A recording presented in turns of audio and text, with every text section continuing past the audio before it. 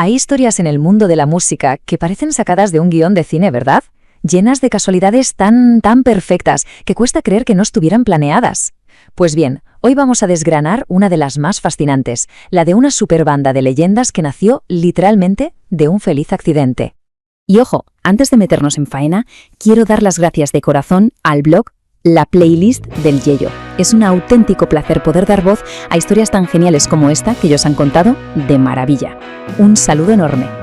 A ver, paremos un segundo a pensar en esta locura. ¿Nos podemos hacer a la idea de lo que es juntar en un mismo estudio a un Beatle, a Bob Dylan, a Roy Orbison, a Tom Petty y al cerebro de la ELO? Es que, vamos, suena a un sueño totalmente imposible, ¿o no?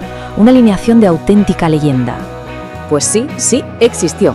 Y lo más increíble de todo es que no fue un plan maestro de una discográfica ni una estrategia de marketing. No, fue pura casualidad. Un golpe de suerte que nos regaló una música inolvidable. Venga, vamos a meternos de lleno en la historia, porque la pregunta es, ¿cómo es posible que estas 5 estrellas acabaran grabando juntas? Pues todo comienza con una necesidad muy, pero que muy simple. Fijaos bien en esta alineación, es que es para no creérselo. George Harrison, el alma silenciosa de los Beatles. Bob Dylan, el poeta de toda una generación. La voz, esa voz inconfundible de Roy Orbison, el corazón rockero de Tom Petty.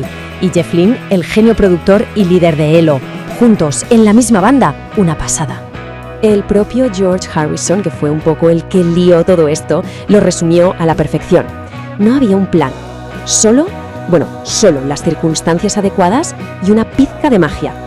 Esta frase lo resume todo, el espíritu de toda esta aventura. Y aquí es donde empieza la cadena de acontecimientos. Todo arranca porque un ex-Beatle necesitaba una canción de relleno.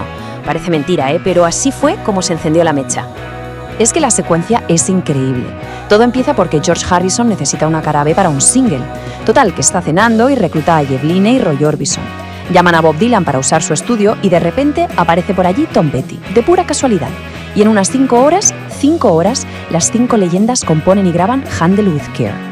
La reacción de la discográfica lo dijo todo. Oye, esto es demasiado bueno para ser una cara B. Y así, sin quererlo, ¡pum!, había nacido una banda. Claro, con una banda así, formada entre colegas y de una forma tan espontánea, el nombre no podía ser algo serio y pretencioso. La historia del nombre es tan divertida como la propia formación del grupo.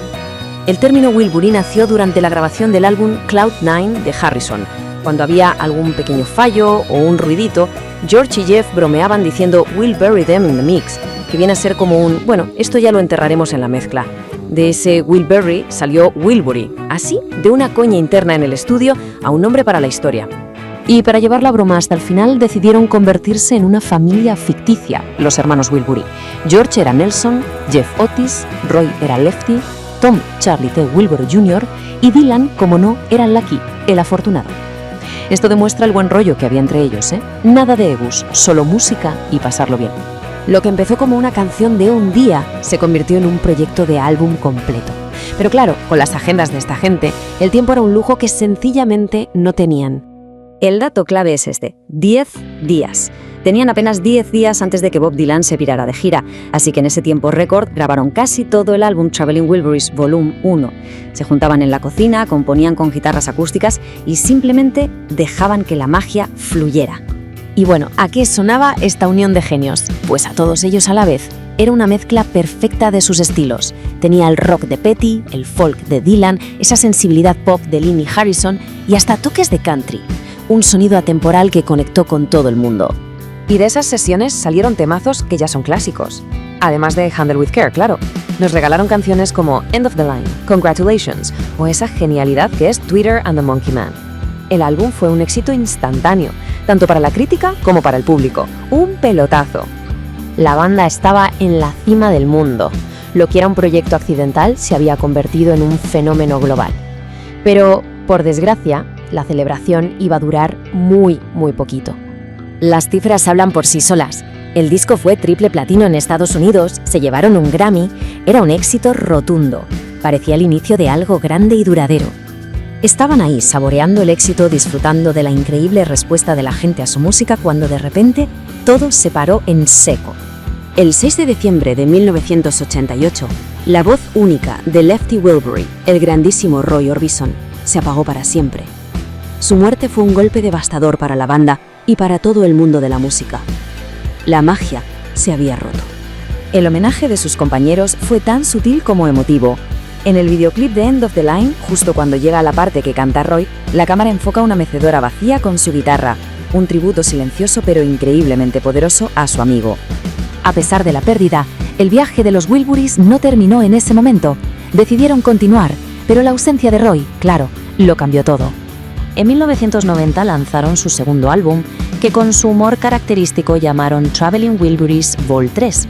Es un buen disco, dedicado a su amigo Lefty, pero esa chispa, esa sensación de feliz accidente del primer álbum era irrepetible. La pérdida de Roy Orbison dejó un vacío que era imposible de llenar. Y al final nos queda esta pregunta flotando en el aire. ¿Qué otras canciones nos habrían regalado? ¿Habrían llegado a salir de gira? Es uno de los grandes y sí de la historia del rock. Una aventura musical increíble, sí, pero trágicamente breve. Y con esa reflexión lo dejamos. Si esta historia os ha gustado tanto como a mí, de verdad recomiendo encarecidamente que le echéis un vistazo al blog La Playlist del Yello. Vais a encontrar muchas más joyas como esta. Hasta la próxima.